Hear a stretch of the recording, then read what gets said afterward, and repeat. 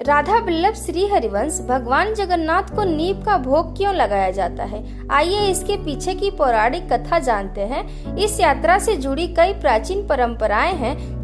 इस वर्ष यह यात्रा 27 जून 2025 को आरंभ होगी।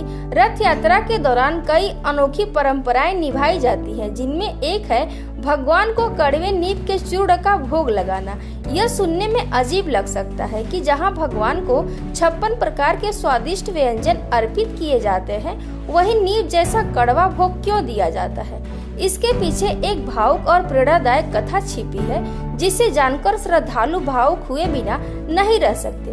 नीम के चूर्ण की अनोखी भेंट। कहते हैं कि पुरी मंदिर के पास एक वृद्धा महिला रहती थी, जो भगवान जगन्नाथ को अपने बेटे के समान मानती थी।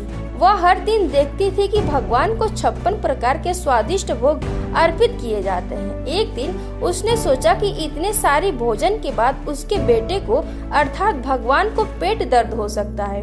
इस सोच के साथ उस महिला ने नीम के औषधीय गुणों को ध्यान में रखते हुए उसका चूर्ण बनाया और उसे भगवान को भोग के रूप में चढ़ाने मंदिर पहुंची। जब वह महिला मंदिर पहुंची तो द्वार पर खड़े सैनिकों ने उसे अंदर जाने से रोक दिया।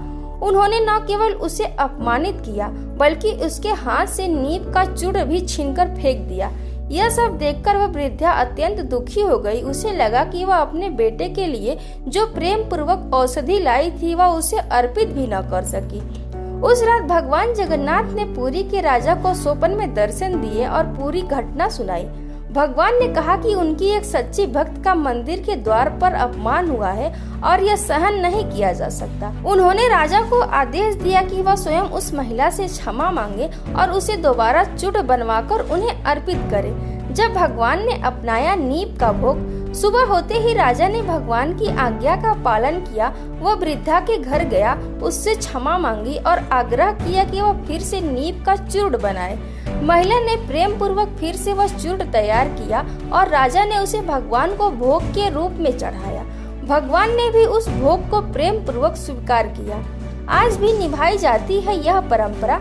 तभी से यह परंपरा चली आ रही है कि भगवान जगन्नाथ को 56 भोग के बाद नीम का औषधीय गुण अर्पित किया जाता है। यह परंपरा न केवल भगवान की करुणा और भक्त के प्रेम का प्रतीक है, बल्कि यह भी सिखाती है कि भगवान के लिए भोग में स्वाद से ज्यादा भावना और श्रद्धा मायने रखती है। ये कथा आपको कैसी लगी कमेंट बॉक्स में जरूर बताइएगा और कमेंट में जय जगन्नाथ लिखना ना भूलें। अगर आप मेरे चैनल पर नए हैं तो मेरे चैनल को सब्सक्राइब कर लीजिए। राधे राधे।